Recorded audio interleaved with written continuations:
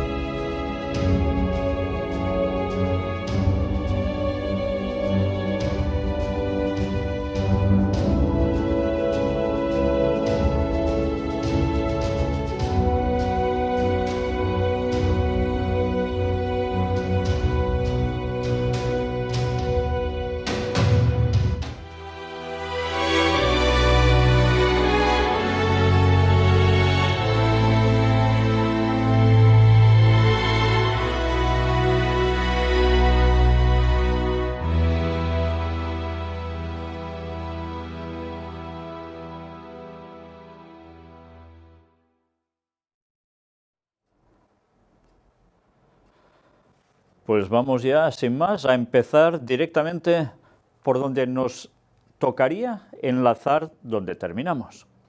Donald Trump nombra a otro multimillonario para engrosar su equipo, ahora en el ejército. Se trata de Vincent Viola, que dependerá del secretario de Defensa. Se trata del cargo civil que gestiona la compra del armamento. Y veremos dónde nos va a llevar cuando vayamos tirando del hilo cada nueva persona que va incorporando a su gabinete. El presidente electo de Estados Unidos, Donald Trump, ha escogido este lunes al multimillonario y filántropo Vincent Viola como secretario del Ejército, según ha informado su equipo de transición. Además, Viola, de 60 años, también ha apoyado al Instituto Cibernético del Ejército, al Instituto Moderno de la Guerra y a su equipo de atletismo. Asimismo, también ha destinado fondos a obras de beneficencia de la fe católica. Bueno, ya estamos viendo cómo se está rodeando de gente que verdaderamente está muy puesta en tema religioso. Es un multimillonario, uno de más de los que ha elegido, es filántropo y especialmente de beneficencia en la fe católica. El embajador ruso fue asesinado por radicales islamistas del terror. Esto dijo Donald Trump. El presidente electo estadounidense ha indicado que está dispuesto a eliminar de la faz de la tierra a los terroristas. Y mirad qué nos va diciendo ahora. El asesinato de un embajador es una violación de todas las reglas del orden civilizado y debe ser universalmente condenado. Recordemos que fue a través de la muerte, o estas palabras surgen a través del asesinato del embajador ruso en Turquía. Karlov murió tras un ataque armado durante una exposición de fotografía en Ankara a manos de un agente de la policía turca que a gritos de «Alá es grande» y «No olviden Alepo, no olviden Siria» disparó por la espalda al diplomático.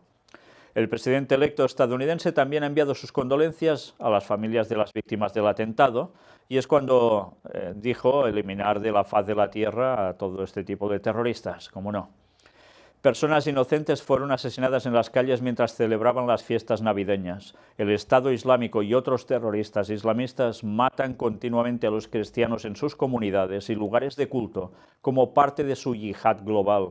Estos terroristas y sus redes regionales y mundiales deben ser erradicados de la faz de la tierra, una misión que llevaremos a cabo con todos los socios que aman la libertad. Y bueno, cuando ya está hablando así, ya nos damos cuenta que la campaña sobre todo lo que es Medio Oriente seguirá. y con todas las consecuencias en las otras partes, otras regiones del mundo, como no, incluso en sus propios países.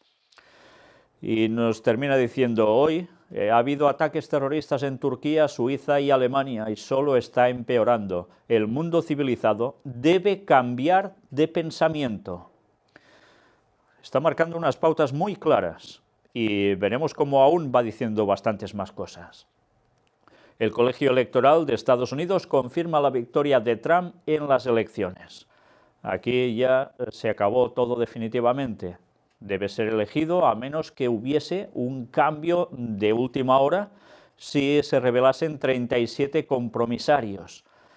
Bueno, veremos si eso termina sucediendo, pero cada vez queda menos para el día 20. Y atención ahora a esto. El nuevo director de la CIA de Estados Unidos dice: Jesús es la única solución para el mundo. El presidente electo Donald Trump nombró a su nuevo jefe de la CIA, el señor Mike Pompeo, quien es un hombre cristiano evangélico. Pompeo es una figura muy respetada en la comunidad de seguridad nacional. Ya hemos visto antes un católico, ahora un evangélico. Él es también un veterano del ejército y un abogado defensor de la vida, de acuerdo a lo informado por el sitio Hello Christian. Hace 2 años, Pompeo pronunció un discurso en la iglesia donde dijo que los musulmanes extremistas creen que el Islam es la única manera de vivir. Esta amenaza para América es de gente que cree profundamente que el Islam es el camino y la luz y la única respuesta, dijo Pompeo a los asistentes a la iglesia, según Press TV. Refiriéndose a los extremistas, como es el caso de la agrupación terrorista ISIS, dijo: estas personas creen que son religiosamente impulsados a limpiar a los cristianos de la faz de la tierra. Agregó: aborrecen a los cristianos, dijo, de una pequeña minoría entre los musulmanes. Bueno, lo matizó. Pompeo apasionadamente instó a los creyentes a orar y ponerse de pie y luchar, y asegurarse de que sabemos que Jesucristo es nuestro Salvador y es verdaderamente la única solución para nuestro mundo. Vaya frases está utilizando este señor. Parece más un predicador que un agente de la CIA. Y en este caso, el que va a dirigir ahora la CIA. Pero recordemos la historia de la CIA. Fue un jesuita quien también la inició. Si olvidamos eso, pues dejaremos de entender un poco cómo ha funcionado Estados Unidos a través de toda esta situación y de esta institución creada.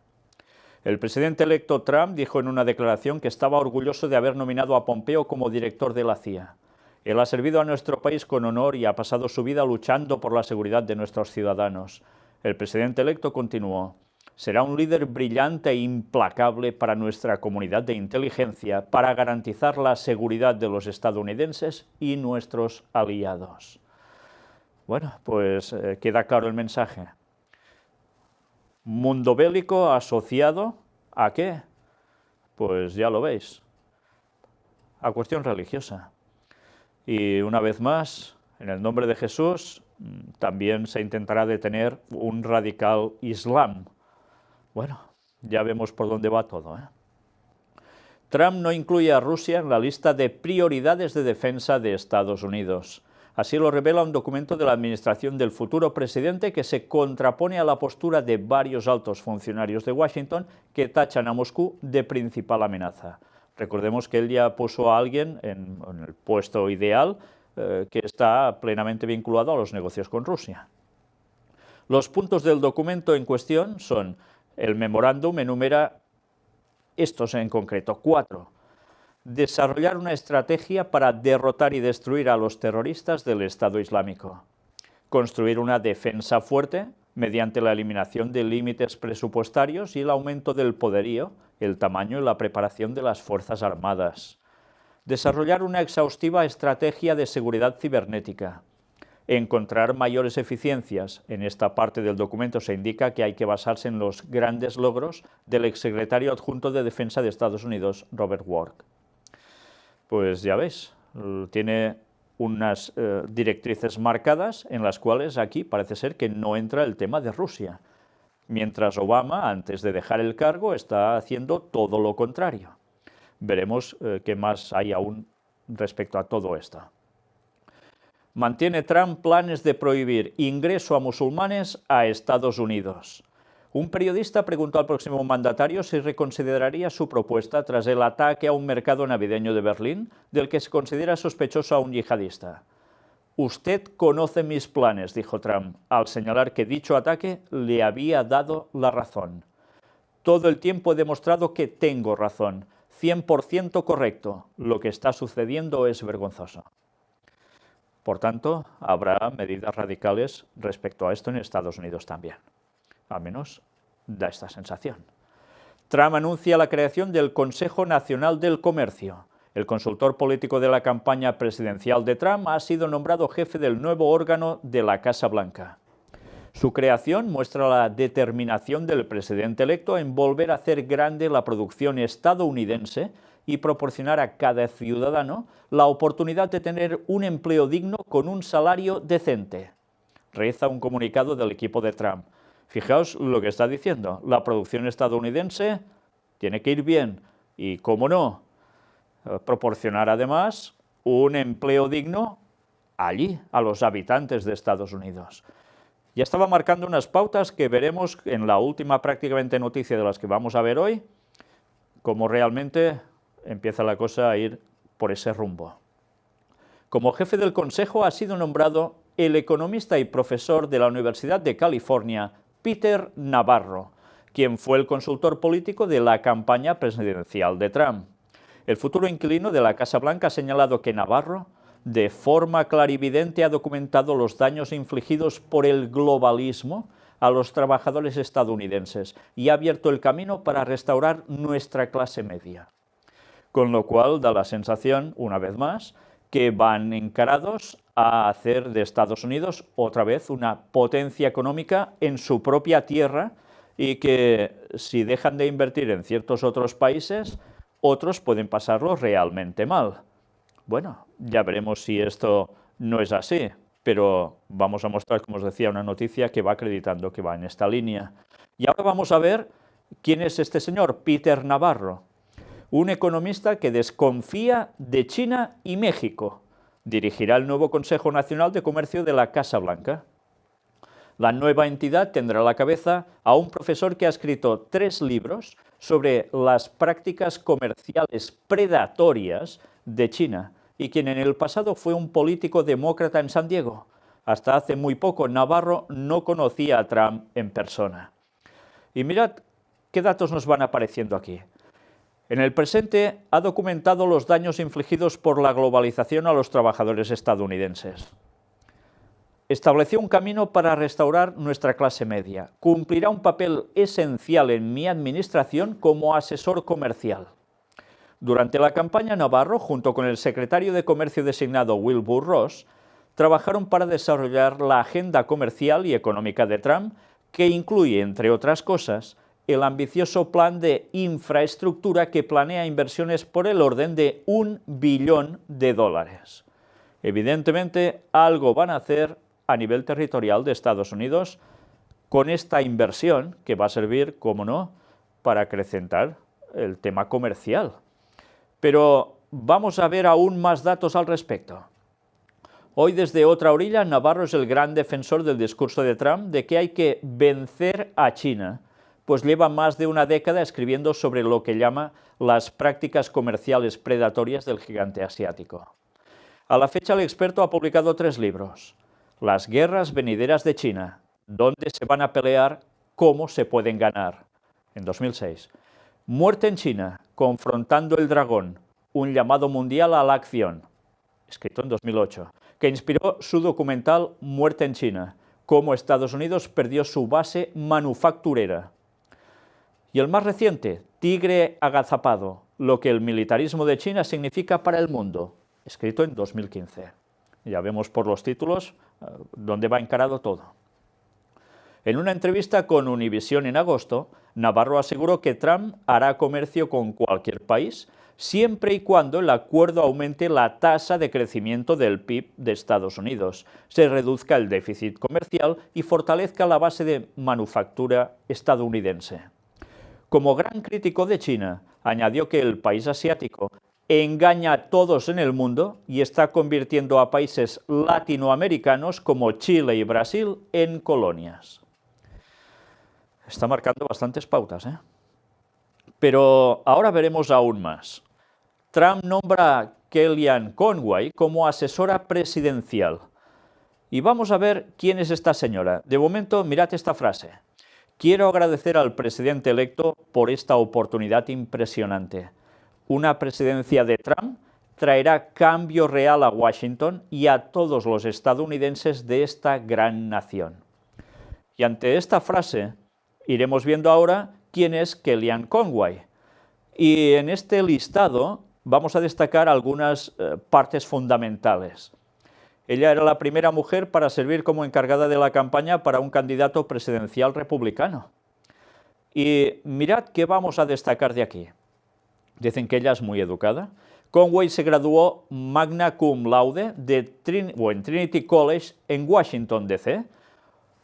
Obtuvo un título en Ciencias Políticas, luego estudió en la Universidad de Oxford y fue elegida a Pi Beta Kappa, una prestigiosa sociedad de honores, y más tarde obtuvo un título de abogado con honores de la Facultad de Derecho de la Universidad George Washington.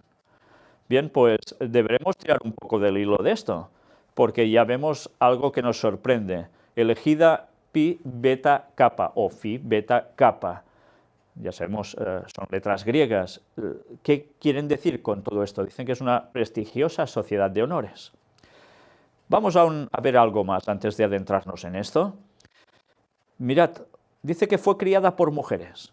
Padre de Conway, los padres se divorciaron cuando ella tenía 3 años de edad. Y dice, crecí en una casa con mi mamá y su mamá, y 2 de las hermanas solteras de mi madre. Así que 4 mujeres católicas italianas me criaron. Bueno, ya vemos una vez más hacia dónde va todo. Pues veremos aún algún dato más a tener en cuenta. Y es esto que vais a ver aquí. La Universidad Trinity Washington, donde estuvo estudiando. La universidad en cuestión es una universidad privada católica situada en Washington, D.C., en Estados Unidos. Es una universidad para mujeres. Fijaos, la crían solo mujeres y ahora católicas, italianas. ¿Y ella qué hace? Pues ir a estudiar a una universidad para mujeres que además es católica. Y la historia de ese lugar fue fundada en 1897 por las hermanas de Nuestra Señora de Namur como universidad femenina con el nombre de Trinity College. Se eligió el barrio de Brooklyn, donde ya había otras instituciones católicas de educación y donde permanece hasta hoy en día. En septiembre de 2004 cambió su nombre al actual de Universidad Trinity Washington. Mirad también algunos alumnos famosos. Vamos a destacar una en concreto, Nancy Pelosi, expresidenta de la Cámara de Representantes de Estados Unidos, que recordemos que también es, como no, católica. Y ahora veamos qué era eso de Pi Beta Kappa. La sociedad Phi Beta Kappa, o simplemente lo que veis allí, es una sociedad de honor académica de Estados Unidos. Su misión es celebrar y promover la excelencia en las humanidades y las ciencias e introducir a los estudiantes más destacados de las artes y las ciencias en las universidades líderes de Estados Unidos. Fundada del College of William and Mary el 5 de diciembre de 1776, no sé si os suena de algo este numerito, este año en concreto, como la primera hermandad colegiada con nombre de letras griegas, se encuentra entre las más antiguas sociedades de pregrado en los Estados Unidos. Recordemos, 1776. ¿Os acordáis, por cierto, de la conferencia número 1 de la serie del Gran Engaño? Nuestra primera conferencia en el año 2006. Estuvimos mostrando cómo en la pirámide del billete del dólar, donde allí aparece, hay esa cifra en romano que es 1776. Si no sabéis de qué va, mirad esa conferencia y vais a entender ahora muchas cosas de las que vienen a continuación precisamente con esto. Phi Beta Kappa está ampliamente considerada como la más prestigiosa sociedad de honor en el campo de las artes y las ciencias en los Estados Unidos. y ha servido de inspiración para otras sociedades de honor académicas como Delta Epsilon Sigma, Delta Epsilon Iota, Pi Kappa Phi y Omicron Delta Kappa. Mirad el anagrama que tiene, la insignia, el símbolo, unas 3 estrellas, una mano indicando algo con las iniciales. Y mirad un poco más de historia al respecto. La Sociedad Pi Beta Kappa fue fundada el 5 de diciembre de 1776 en el colegio de William y Mary Ann Wilbur, en Virginia, y estableció el precedente de denominación de las sociedades universitarias de América a partir de las iniciales de las palabras en griego de un lema secreto. Ya veis que por dónde empezamos a tirar ahora, ¿eh? Cuestión de secretismos. El grupo estaba formado por estudiantes que frecuentaban la taberna de Raleigh como zona de encuentro fuera del campus universitario. Hay un persistente rumor de que una logia masónica también se reunió en el mismo lugar, pero no había otro edificio utilizado por los masones en Williamsburg. Es cierto que 10 de los miembros originales más tarde se convirtieron en masones. Bueno, fácil dar un saltito más, ¿eh? No se sabe si los estudiantes se organizaron para debatir con mayor libertad sobre temas no académicos o para discutir la política en una sociedad revolucionaria. Los primeros registros indican únicamente que los estudiantes se reunieron para debatir y mejorar su oratoria y sobre temas que habrían sido eliminados no hacía mucho tiempo del plan de estudios. Hubo sociedades anteriores a la Phi Beta Kappa en el Williams and Mary como la FHC, Club del Sombrero Plano, que funcionó hacia 1850 y a la que perteneció el tercer presidente de los Estados Unidos, Thomas Jefferson, o como la sociedad PDA, Please Don't Ask. Fijaos, Thomas Jefferson, que también estuvo puesto en la masonería. La nueva sociedad estaba destinada a ser puramente de ámbito nacional, sin conexión alguna con nada europeo, ya sea inglés o alemán. Los fundadores de Phi Beta Kappa declararon que la sociedad se formó para promover la simpatía y la camaradería, con la amistad como base y la benevolencia y la literatura como sus pilares. Al igual que otras fraternidades, la Phi Beta Kappa fue una sociedad secreta. Para proteger a sus miembros y para inculcar un sentido de solidaridad, cada una tenía los atributos esenciales de la mayoría de las fraternidades modernas: un juramento secreto, una placa o ficha y un diploma o certificado de adhesión, lemas, en el caso de la Phi Beta Kappa en griego y no en latín, un ritual de iniciación, un apretón de manos de reconocimiento. Además, el Phi Beta Kappa pronto añadiría otro atributo, ramas o capítulos en otros colegios. Por tanto, se extendería. Una vez más, ya estamos viendo cómo todo este tipo de sociedades secretas dentro de universidades, ya sabemos que responde a esos inicios del cual después saltan a otros lugares que también están puestos en sociedades secretas, masonería absoluta. Bueno, pues iremos viendo aún algún detalle más. Antes que la invasión británica de Virginia provocara el cierre temporal del colegio de William and Mary y la disolución de la Phi Beta Kappa a principios de 1781, Elisha Parmalee, un exalumno de Yale College, o sea, el colegio de Yale, y el Harvard College, pasó por Williamsburg y tomó los estatutos de la Phi Beta Kappa para establecer sucursales de la sociedad en estas escuelas. Un segundo capítulo se fundó en la Universidad de Yale a finales de 1780, que ya sabéis que está puesta la masonería a tope, con especialmente los Skull and Bones en ese sitio, esa gran sociedad secreta de tantísimo peso. A partir de estos nuevos capítulos, la Phi Beta Kappa evolucionó desde una fraternidad con fines principalmente académicos con algunos otros sociales, hacia una organización estrictamente honorífica para reconocer el aprovechamiento escolar. Los siguientes capítulos aparecieron también en el Union College en 1817, Baldwin College en 1825 y la Universidad de Brown en 1830. El capítulo original del William and Mary se restableció. En 1831 el capítulo de Harvard reveló al público los secretos de la fraternidad. durante un periodo de fuerte sentimiento antimasónico. Por tanto, queda claro que se movían en ese ámbito y por eso se tomaron esas medidas, en ese momento.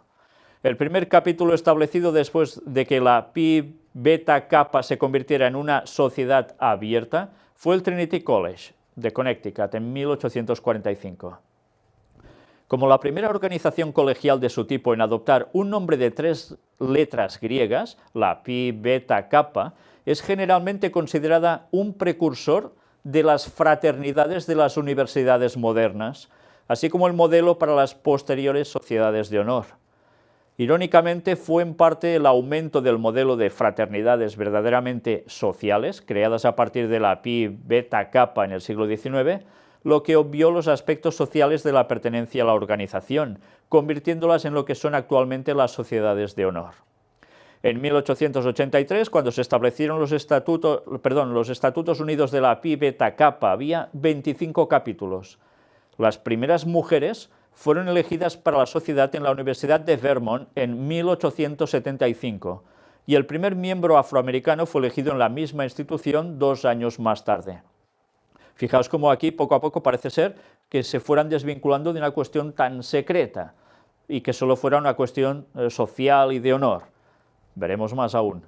Cada capítulo se designa por su estado y una letra griega que indica su posición en el orden en que los capítulos de ese estado se fundaron.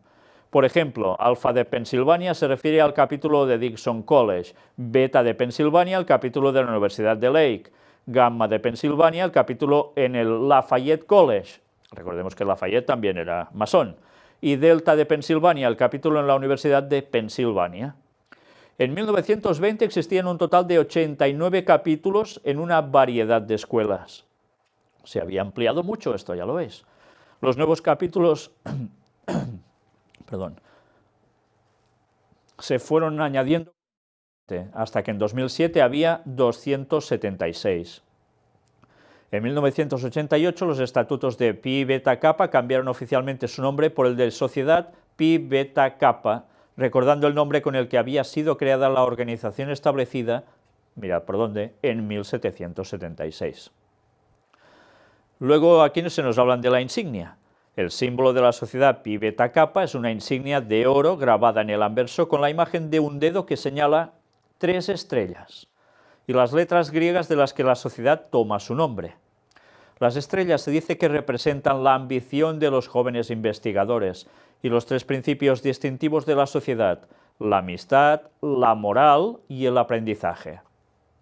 En el reverso se encuentran las iniciales SP, que significan las palabras en latín Societas Philosophiae, sociedad filosófica. Ya sabéis que cuando se habla de sociedad filosófica, tantísimas veces tiene que ver con sociedades secretas.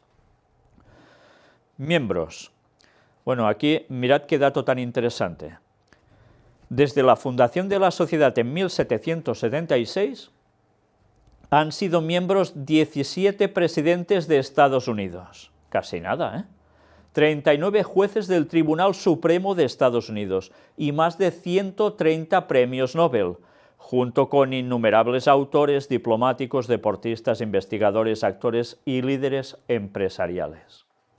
Una vez más, pasar por este lugar, ya sabéis lo que llega a poder conseguir. Recordad, esto es lo que os decía, la pirámide que aparece en el dólar. La cifra en su base, en letras romanas, da el año 1776. Una vez más, remito a la gente a la conferencia número 1 de la serie El Gran Engaño.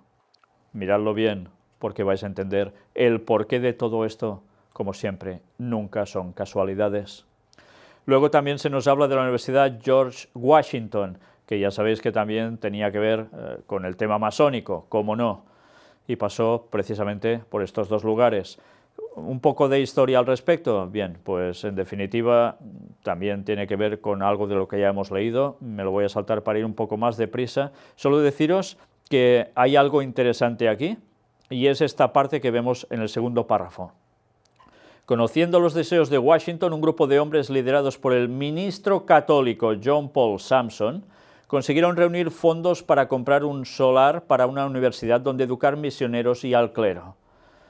Por tanto, ya vemos que, como una vez más, el catolicismo estaba puesto por ahí en esas cuestiones. Y finalmente, ¿qué hacen también en esos lugares? Pues resulta que alquilan, curiosamente, un edificio en uno de sus terrenos al Fondo Monetario Internacional. En fin, todo queda en casa, ya lo veis. Todo lo que va asociado a cuestiones de sociedades secretas siempre se mueven todos por el mismo ámbito. Pasamos ahora a otra noticia. Trump solicita que Estados Unidos vete una posible resolución de la ONU contra los asentamientos de Israel. El presidente electo de Estados Unidos solicita a los diplomáticos de su país que no apoyen la iniciativa que busca detener la construcción de nuevas viviendas israelíes en territorio palestino. Esta fue la gran polémica. Se quería hacer una resolución en la ONU que dijese basta a los asentamientos de Israel, y Trump hizo manifestación oponiéndose a ello. Veremos qué terminó aconteciendo con todo esto. En su comunicado, el magnate asegura que las nuevas condiciones colocarían a Tel Aviv en una postura muy precaria ante esas posibles conversaciones, y eso sería extremadamente injusto para los israelíes. Una vez más vemos ese acercamiento que tiene tanto al mundo judío. Trump también dice: Estados Unidos debe aumentar sus capacidades nucleares. Estados Unidos reforzará su capacidad nuclear hasta que el mundo vuelva a entrar en razón, ha asegurado el multimillonario. En agosto, el magnate inmobiliario comentó que las armas nucleares estadounidenses estaban en mal estado. El equipamiento no se mantiene de la manera apropiada. Se habla mucho de eso. Eso es malo, no es bueno, aseguró. La última persona que usaría armas nucleares sería Donald Trump, afirmó el entonces candidato republicano a la presidencia de Estados Unidos. Creo que es terrible, pero no quiero quitar esta opción de la mesa, añadido. Bien, pues ya vemos, la tensión con el tema de armas nucleares no se va a detener para nada. Israel pidió ayuda a Trump para vetar una resolución de condena de la ONU. Estamos en la noticia anterior, siguiendo con qué fue pasando. Esta exigía a Israel el cese de su política de asentamientos en territorios palestinos. Ante la dificultad de convencer a la administración Obama para que vetase la resolución, su gobierno se puso en contacto con el equipo de Trump. Y en definitiva, ya sabéis, se intentó hacer esto, Trump apretó, pero ¿consiguieron el cambio? No. Todo siguió adelante. Pero hay, eso sí, una frase que ya está diciendo algo. Contactamos con el presidente electo y estamos muy agradecidos de que interviniera, que no era sencillo hacerlo. Y está hablando personas de Israel. Por tanto, vemos que hay un nexo de comunión muy importante entre él y el mundo judío de Israel, entre otros. Claro, cómo no. Mirad también ahora lo que viene. Que empiece una carrera armamentista porque los superaremos en todo. Este nuevo comentario del presidente electo de Estados Unidos se produce después de que publicara un tuit afirmando que Washington debe reforzar y ampliar sus capacidades nucleares. Habla de carrera armamentística, como si nada. Y aún dice que, tranquilos, lo superarán a todos, ¿cómo no? Pues la situación, una vez más, es para pensar. Todo apunta a que va a haber un reforzamiento militar y sobre todo de armamento nuclear sumamente importante. Recordemos como también Rusia, Putin, por su parte, decía que iban a hacer lo mismo. Mirad el vídeo donde dice que empiece una carrera armamentista porque los superaremos en... Las declaraciones son bastante claras en todo este aspecto. Sus ideas son correctas. Trump recibe una carta de Putin. La autenticidad de la carta fue confirmada por el portavoz del Kremlin, Dmitry Peskov, y le felicitó la Navidad y el Año Nuevo Putin a Trump. En su carta, Putin expresó su esperanza de que las relaciones entre ambas naciones alcancen un nuevo nivel. Espero que después de que asuma el cargo de presidente de Estados Unidos, seamos capaces, actuando de manera constructiva y pragmática, de dar pasos reales para restaurar la cooperación bilateral en distintas áreas, escribió.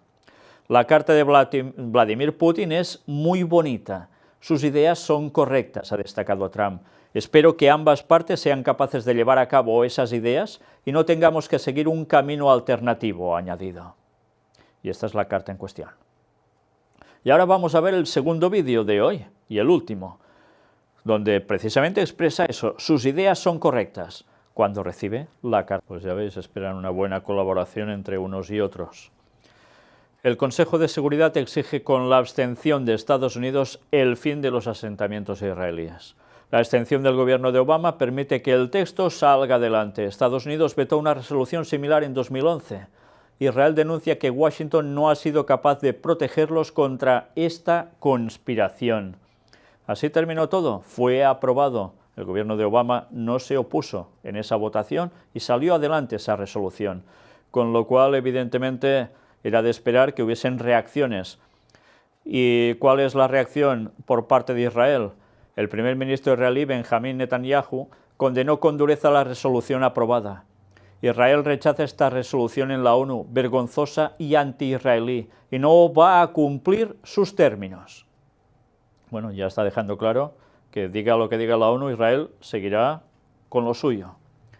En un momento en el que el Consejo de Seguridad no hace nada para frenar la matanza de 500.000 de personas en Siria, ataca vergonzosamente a la única verdadera democracia de Oriente Medio, Israel, y llama al muro occidental, muro de las lamentaciones, territorio ocupado, señala la nota. La administración Obama no solo ha fracasado en proteger a Israel contra esta conspiración en la ONU, sino que se ha confabulado con ella entre bastidores. Añade que Israel está deseando trabajar con el presidente electo Donald Trump y con todos sus amigos en el Congreso, tanto republicanos como demócratas, para anular los perniciosos efectos de esta absurda resolución. Kerry, por su lado, pues condena la violencia y poca cosa más y ya está. En fin, una vez más, fijaos cómo es el concepto al final. El 20 de enero van a cambiar las cosas, se sube Donald Trump al poder, a la presidencia de Estados Unidos, él va diciendo que algo va a cambiar y también en la ONU. Gabinete de Trump promete cancelar hasta el 70% de los decretos de Obama. Un político confidente de Trump ha afirmado que al final serán cancelados o aplazados, incluso decretos de Obama que debido a circunstancias objetivas no están disponibles para una renovación. Pues sí, van a haber cambios, parece ser, ¿eh? Y Trump dice también, la ONU es solo un club donde se lo pasan bien. El presidente electo de Estados Unidos expresa en un tuit la tristeza que le causa el papel actual de la organización internacional pese a su gran potencial. Dice así, las Naciones Unidas tienen un potencial tan grande, pero ahora es solo un club donde la gente se reúne, habla y se lo pasa bien. Es tan triste, escribió el mandatario norteamericano. Bueno, pues sí, van a haber cambios por todos lados como suba la presidencia. Y mirad, algo que es lo que quizás más movimiento dará a nivel de política internacional. Trump dice, mantente fuerte Israel, que se está acercando el 20 de enero. Y evidentemente, porque es cuando él debe coger la presidencia en principio. Y mirad esto porque es interesante. En una cadena de mensajes por la red social Twitter, el sistema que viene utilizando recientemente para lanzar ideas, Trump volvió a reaccionar tras la última resolución sobre Israel aprobada por el Consejo de Seguridad de la ONU. No podemos continuar dejando que Israel sea tratado con tanto desdén y falta de respeto, afirmó Trump. También aseguró que el Estado judío solía tener a Estados Unidos como un gran amigo, pero ahora no. En uno de sus mensajes, Trump recordó que el año comenzó con el horrible acuerdo sobre el programa nuclear iraní, respaldado por varias potencias, incluida Estados Unidos, al que se ha venido oponiendo Trump. Y ahora esto, ONU, añadió el presidente electo, refiriéndose a la resolución del Consejo en la que se pidió a Israel que cesen su política de asentamientos en Judea y Samaria, Cisjordania y Jerusalén Oriental. Esa resolución fue aprobada con 14 votos a favor y la abstención de Estados Unidos, una decisión que fue adoptada por el gobierno de Barack Obama semanas antes de que termine su mandato. Bien, ¿por qué hay tanto problema con Obama poniéndole tantas trabas a la nueva presidencia de Trump? ¿Solo porque no se soportan o es alguna otra cuestión que después puede hacer volcar aún un giro aún más fuerte a todo esto? Es difícil de saber. Lo que sí vemos es lo que está aconteciendo, lo que nos muestran, y lo que está claro es que todo apunta a que lo que era profético estará cogiendo una fuerza realmente impresionante. Trump ha dado señales de que su política hacia Oriente Medio será muy distinta a la de Obama, y de hecho ha designado como futuro embajador ante Israel a un abogado próximo a la derecha política israelí, David Friedman.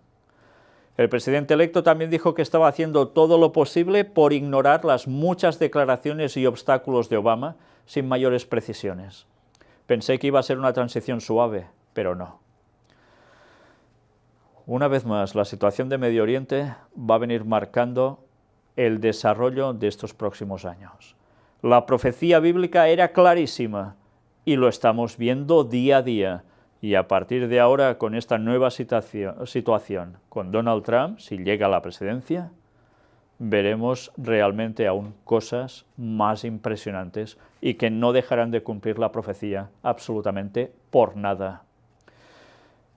¿Y qué hace mientras? Nombra a su abogado como representante en negociaciones internacionales.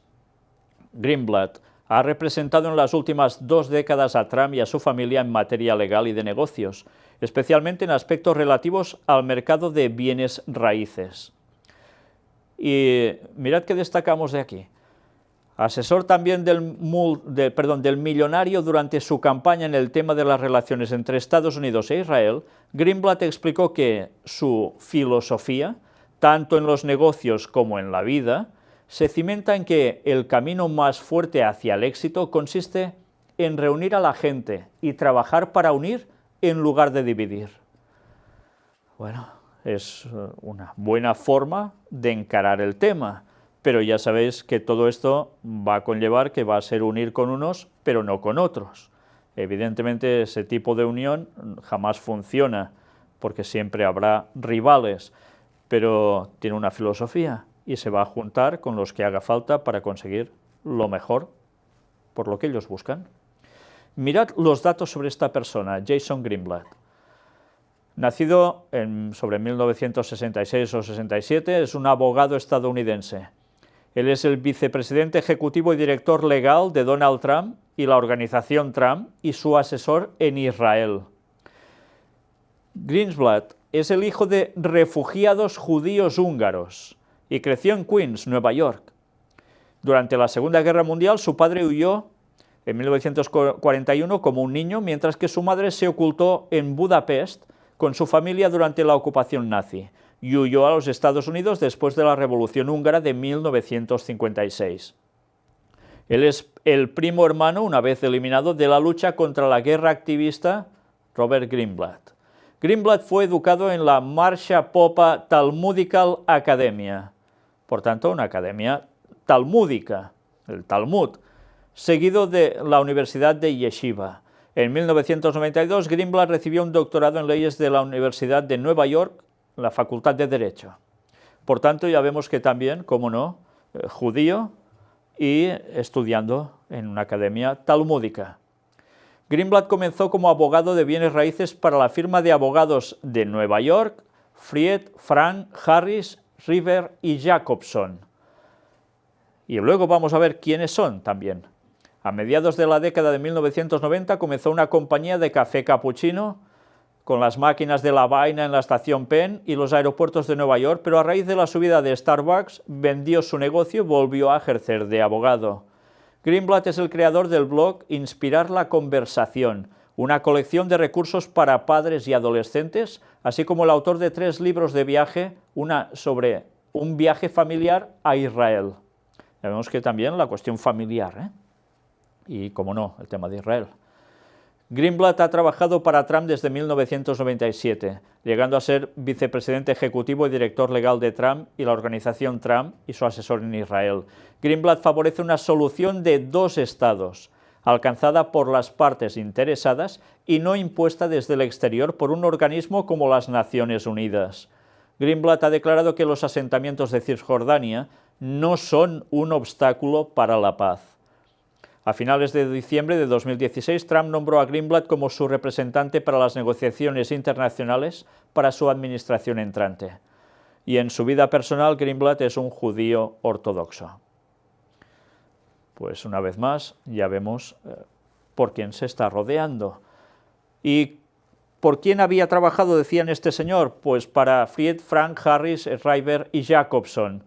¿Y qué era esto? Pues un bufet internacional de abogados que, como era de esperar, mirad un poco su historia, remontan casi un siglo a las firmas predecesoras Riegelmann and Bach, Riegelmann, Hess and Streiser y Streiser, Spiegelberg, Fried y Frank. Estas firmas fueron fundadas por abogados judíos alemanes. Luego cambió de nombre al actual. Una vez más vemos cómo se mueve a la perfección con toda la gente del ámbito judío, católico y también evangélico. Desde luego es impresionante cómo está cerrando todo un círculo. Pero mirad también quiénes son los clientes representativos de esa firma por la que estuvo trabajando. Pues podéis ver grandes empresas desde American Express, el Bank of America y tantos otros más como los que veis aquí, muy conocidos, Goldman Sachs, JP Morgan Chase, Morgan Stanley, Procter & Gamble también, en fin, que hay de lo más selecto de lo selecto. Pero mientras vemos todo esto, mirad qué ocurre también. Trump dice, la ONU causa problemas en lugar de resolverlos. Naciones Unidas tiene un tremendo potencial, pero no está a la altura de ese potencial, afirmó Trump en una declaración que se extendió por menos de 2 minutos. ¿Cuándo se ha visto a Naciones Unidas resolviendo problemas? No lo hace, causa problemas, agregó Trump. Son unas declaraciones muy contundentes. Evidentemente, vamos a ver muchos cambios, como llegue a la presidencia. Y mirad, aún otra noticia más. Trump dice que la administración Obama está tratando a Israel con desdén. El presidente electo de Estados Unidos insta a Israel a mantenerse fuerte hasta su toma de posesión el próximo 20 de enero. Quedan prácticamente 15 días. Y está apretando clavijas para unir como nunca el tema de Israel con Estados Unidos. En respuesta a los tuits de Trump, el primer ministro de Israel, Benjamín Netanyahu, escribió: Presidente electo Trump, gracias por su cálida amistad y por su apoyo incondicional a Israel. Y mientras tanto, los rusos juegan con la CNN y la NBC News haciéndolos pasar por tontos, ha dicho Trump. El presidente electo de Estados Unidos escribió este comentario en Twitter tras la imposición de un nuevo paquete de sanciones contra Rusia por parte del gobierno de Obama. Y fijaos, ¿cómo califica a Putin él ante la respuesta que le da a lo que hace Obama? De inteligente por no responder a Obama con la misma moneda tras el anuncio de un nuevo paquete de sanciones contra Rusia. Y después habla también del tema de ciberataques, que el gobierno Obama está acusando a Rusia y que él dice que de esto nada de nada, que no es verdad. Asesores de Trump quieren a Netanyahu en la toma de posesión.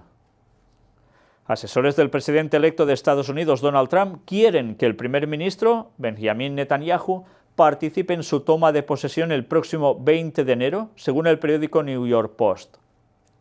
Hay un plan de Trump de reunirse con Netanyahu. Ambos están hablando todo el tiempo. Y Netanyahu está hablando de venir a la toma de posesión, según fuentes cercanas al equipo de transición del magnate citadas por el diario neoyorquino.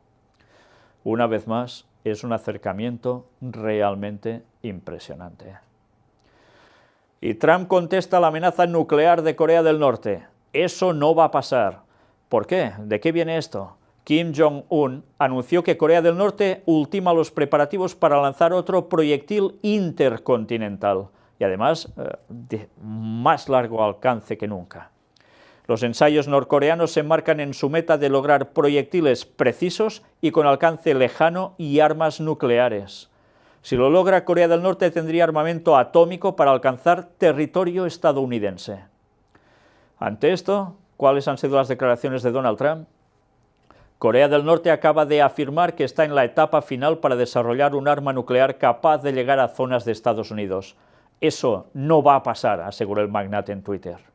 Unos minutos más tarde, Trump lanzó otro mensaje en Twitter para cargar contra China por su apoyo a Corea del Norte y por su política comercial y monetaria, ya que el millonario neoyorquino considera que la devaluación del yuan por las autoridades chinas es devastadora para la economía estadounidense. Una vez más sale el tema de China. Con Rusia busca, parece ser, un acercamiento. Evidentemente, parece ser que por negocios y intereses de otros tipos, por supuesto. Pero con China parece ser que va a un encaramiento total. Y, como no, en cuestiones comerciales, entre otras cosas. Hemos visto esto por un lado, pero aún veremos cuestiones económicas que pueden ir a hacer tambalear, cómo no, a grandes países y a países sumamente conocidos, que no solo son China y que están muy cerca de Estados Unidos. Mirad si no. Ford cancela una inversión en México tras las amenazas de Trump de imponer aranceles. Iba a inyectar 1.600 millones de dólares en la construcción de una nueva planta de montaje de vehículos en la localidad mexicana de San Luis de Potosí. El presidente de Ford negó después que la cancelación de la inversión en México fuese una concesión al presidente electo Donald Trump. Trump había amenazado a otra compañía estadounidense, General Motors, con aranceles aduaneros por producir sus vehículos en México. Y además, ¿qué ha sucedido? El peso mexicano marca mínimo histórico frente al dólar. La reacción. En un comunicado, la empresa estadounidense también dijo que producirá la nueva generación del modelo Focus en la planta de montaje de la ciudad mexicana de Hermosillo para mejorar la rentabilidad de la compañía y que invertirá 700 millones de dólares en la fábrica estadounidense de Flat Rock, en Michigan, donde se crearán 700 puestos de trabajo directos. El presidente de Ford, Mark Fields, negó después, en una entrevista con la televisión estadounidense CNN, que la cancelación de la inversión en México fuese una concesión al presidente electo, Donald Trump, quien este mismo martes amenazó a General Motors con aranceles aduaneros por producir sus vehículos en México. No hemos llegado a un acuerdo con Trump, lo hemos hecho por nuestro negocio, aseguró Fields. Bueno, pues veremos si esto, como apuntan ya algunos medios, va a ser una cascada en consecuencia de lo que Trump quiere aportar y mandar cuando sea presidente. Si se fabrica fuera, siendo empresas norteamericanas, se les cobrarán aranceles cuando vuelvan los productos a Estados Unidos. Evidentemente esto ya no interesa, es mucho dinero que pueden perder estas empresas. Pues, ¿qué irán haciendo? Si está diciendo lo mismo con el tema de China. Pues que todo ese apoyo comercial que tenía Estados Unidos a través de muchas empresas que hacían gran negocio fuera de ese país, de su país, ahora deberán plantearse las cosas, deberán regresar para hacer todos los productos y aumentar el empleo en el propio Estados Unidos y, en consecuencia, va a haber detrimento económico en otros lugares. Es lo que se está buscando, esto parece ser, con lo cual la globalización en este término en concreto va a tener un cambio para conseguir ¿qué? Pues una preponderancia fuerte de Estados Unidos, aún más. En fin, veremos qué termina pasando, pero la situación de momento va encarada de lleno a todo esto. Las políticas proteccionistas. La cosa está cambiando, ¿eh? Y vamos ya a terminar. Son personas extremadamente peligrosas. Trump se opone al cierre de Guantánamo. Mirad que se ha hablado veces de Guantánamo, que Obama siempre ha dicho que lo iba a cerrar y al final nada. Pues ahora sucede esto. Aunque la posición del presidente electo no deja claro si busca llenar las celdas de Guantánamo nuevamente, es muy posible que el presidio continúe abierto. El presidente electo de Estados Unidos, Donald Trump, no dejó ninguna duda sobre su posición ante el futuro de Guantánamo al afirmar que no deben liberarse más presos. Son personas extremadamente peligrosas y no debería permitírseles regresar al campo de batalla. Y una vez más lo publicó en su Twitter. Bueno, pues esta es la situación y desde luego da que pensar, porque como realmente este hombre llegue a la presidencia y imponga todos estos cambios que está mencionando, puede generar que haya un panorama de Estados Unidos respecto a todo lo que va a hacer en el mundo, debido sobre todo también a la gente que él ha puesto a su alrededor, a un panorama que desde luego podrá cumplir perfectamente los criterios de la profecía. Tiempo al tiempo va a ser el que marque claramente si esto irá así o aún se necesitará bastante más tiempo para que acontezca todo lo profetizado en cuestión de algo primordial, y es que todo va a llevar a una situación de guerra en Medio Oriente aún más severa, de más terrorismo en todas partes, de más leyes que se aplicarán para ir, como no, reduciendo todo el ámbito social y la privacidad cada vez irá a menos, todo cada vez más recortado por todos lados, pero que además va a influir para que, debido con las personas que se están moviendo de ámbito católico, de ámbito protestante, de sociedades secretas también, ya lo veis, termine imponiéndose algo en Estados Unidos, que irá pasando después a todo el resto de países. Si no lo consiguen con Trump, quienes están detrás lo van a conseguir con el otro que venga, o con quien sea, pero la profecía se va a cumplir, mientras estamos viendo cómo todo puede ir realmente desarrollándose en un tiempo breve, muy breve. Y sabemos que si Jesús vuelve en 2031, evidentemente nos queda poco margen de años para que todo esto se aplique. Vamos a terminar con unas citas de Ellen White que, una vez más, no tienen desperdicio. Esta aparece en Joyas de los Testimonios, tomo 2, y nos dice así: cuando el protestantismo extienda la mano a través del abismo para asir la mano del poder romano, cuando se incline por encima del abismo para darse la mano con el espiritismo, cuando bajo la influencia de esta triple unión nuestro país repudie todo principio de su constitución como gobierno protestante y republicano y haga provisión para la propagación de las mentiras y seducciones papales, entonces sabremos que ha llegado el tiempo en que se verá la asombrosa obra de Satanás y que el fin está cerca.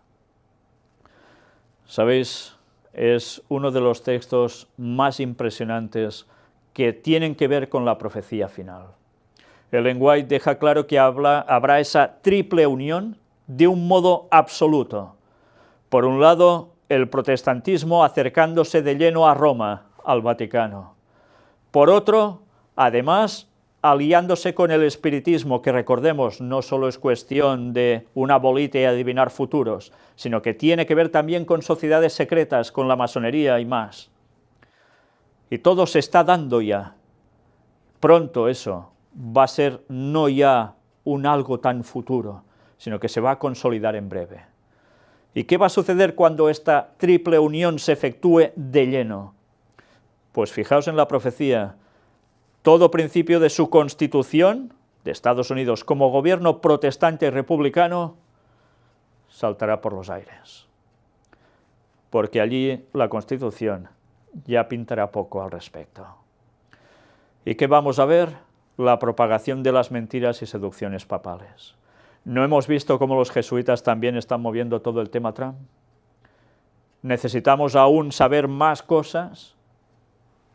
Si lo vimos con Obama y ahora lo vemos con Trump, unido a todo a esta triple unión, cómo no, de un modo tan bien trabajado, ¿qué podemos esperar?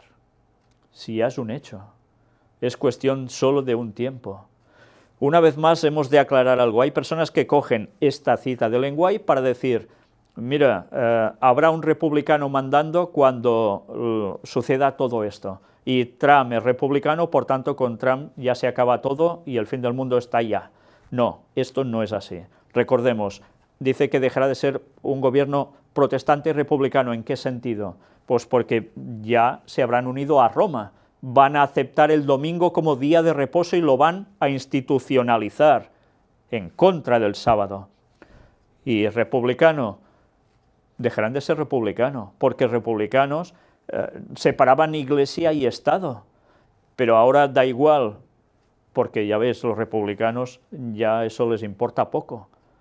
Habrá algunos que aún se resistirán, pero es un hecho, todo ha cambiado.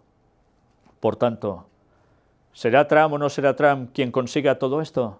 Personalmente no lo sé, pero me estoy dando cuenta, y creo que cualquiera que conozca la profecía y vea los acontecimientos en las noticias, que realmente todas las piezas están encajando para que esto se produzca pronto.